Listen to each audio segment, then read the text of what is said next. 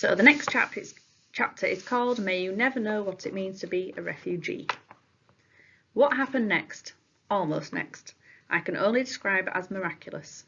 Esther Worth had an idea that didn't involve her big mouth or her fists. Instead, it called for sewing. I confess I was so taken aback I had to ask her to repeat it when she told me. What you said about telling my story, she said, it's got me thinking. We were at the lighthouse having tea. When I'd invited her, Esther had shrugged and said, why not? Quite casually. Yet once she saw the lighthouse ladder we had to climb and the lovely rooms inside, her whole face lit up into the hugest of smiles. She was a dab hand at making toast too. We ate a big pile of it, topped with Ephraim's crabapple jam, and made Pixie beg for the crusts. It was the nicest tea I'd had in ages. We'll ask if we can borrow the refugees' coats tomorrow, Esther explained, wiping crumbs from her mouth. What for? You've seen the badges? She meant the yellow stars with Jude on them, which meant Jew in German. They left in such a hurry some people didn't get the chance to remove them. It's time they came off, and I've an idea who's going to do it. The next morning, being a school day, meant we'd find the local kids in class. Bright and early we visited all the refugees, rounded up more coats than we could sensibly carry. By the time we reached school my arms were ready to drop off, but we kept going until we arrived at the classroom door. What now? I asked Esther, since neither of us had a free hand to knock. Esther did that one thing Mum said girls should never do. She winked. Then pushing down with her elbow on the handle, she managed to open the door. Mrs. Simmons, the teacher, shrieked in surprise. Good gracious! It must have been a bit of a shock, to be fair. We were little more than two enormous piles of coats with legs sticking out the bottom. Unable to hold on to mine any more, I placed them as gently as I could on the floor.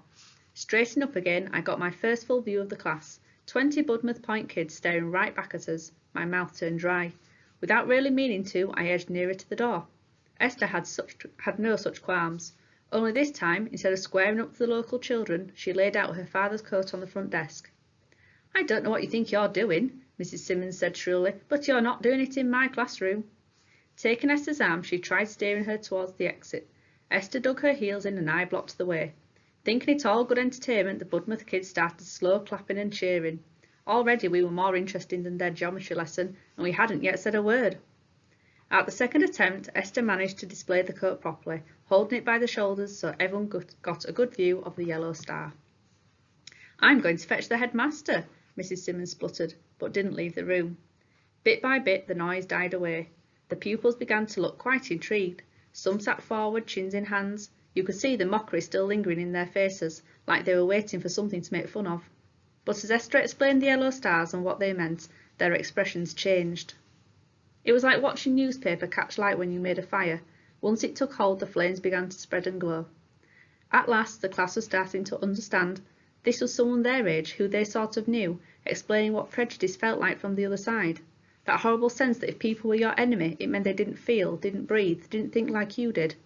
Really, they were hardly proper people at all. So it was all right to drop bombs and destroy people's lives, or treat them no better than animals. Except it wasn't. The mood grew even more sombre. By the time Esther finished talking, a few pupils were wiping their eyes. The rest of the class looked stunned. Thank you for listening, Esther said, her chin held high. I was close enough to see the tiniest tremble in her bottom lip, and it made me think her even more magnificent. It was Mrs. Simmons who moved first, opening a cupboard at the side of the room and bringing out half a dozen sewing tins.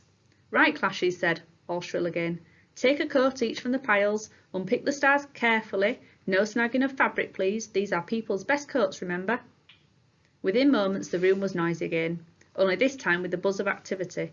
Each pupil had a coat spread in front of them on their desk. Some people got straight on with the task.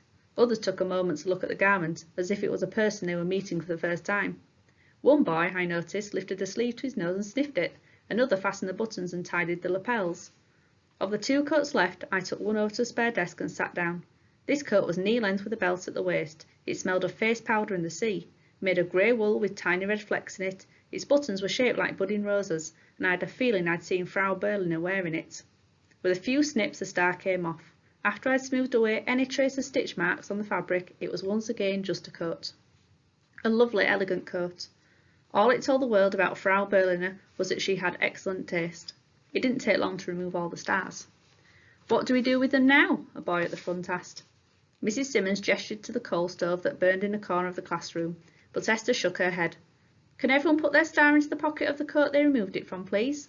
Mrs. Simmons looked confused. Can't we throw them away? They're not yours to get rid of, Esther replied firmly. What happens to each of those stars now is entirely up to the person who had to wear it. She was right. Those stars were other people's stories, not ours. Then we had the task of delivering a huge heap of coats back to their owners. Returning them was much easier, mind you, because the whole class came with us to help. It didn't change everything, not straight away. 20 pupils unpicking yellow stars was just the beginning. Yet on my way home from school that afternoon, Mrs. Moore came out of her bakery to speak to me. I've been hearing all about you, she said rather mysteriously. You and your friend were very brave taking on the class like that. Bravo to you both. At school the next day I told Esther. It was break time and we were sharing the jam sandwiches Ephraim insisted on putting in my satchel. Has anyone started speaking to you in the street? I asked. The street? She laughed, almost choking on her sandwich, so I had to thump her on the back. They've been queuing up to meet Papa. Everyone's heard how he saved Cliff's life, and now people are coming from the next village. Someone this morning even brought him their cat. I looked at her in amazement, especially when she told me the cat's owner was Mrs. Wilcox the farmer. We need another idea now, I said eagerly. Removing the stars made people think, but we have to build on it, bring people together, Esther finished for me. Well, we bonded over jam sandwiches, I said, holding up the empty paper wrapper. Esther grinned, and just like that she had another brilliant plan, though I like to think Ephraim's sandwiches helped. Esther's idea was to hold a tea party, so working together at Queenie's kitchen table, we designed invitations on whatever scraps of card we could find. These we then delivered to all the villagers and the refugees, also asking them to bring cakes or sandwiches to share. The party was to take place that Sunday afternoon. By chance it fell on the same day Cliff was due to leave hospital, which was brilliant because I knew he'd not want to miss it for the world. All morning we set up tables in the village hall with some of the Budmouth kids coming to help, boys called John, Clive and Arthur, and 2 girls, Gillian and Pamela. They'd brought snowdrops and early primroses, which we put in jugs and white cloths that made the tables look smart. Meanwhile, Mrs. Henderson and Miss Carter hung up a huge banner on the wall which said, "Welcome to Budmouth Point." I kept listening out for the Plymouth bus until Mrs. Henderson said it didn't come until 3:30. Though I couldn't wait to see Mum and Cliff, I also knew that being together would make us notice who was missing. There was still no news on Suki, not even a sighting. Maybe I was being oversensitive, but Miss Carter's cheerful reassurances were starting to sound rather strained. At 3 o'clock the guests began arriving.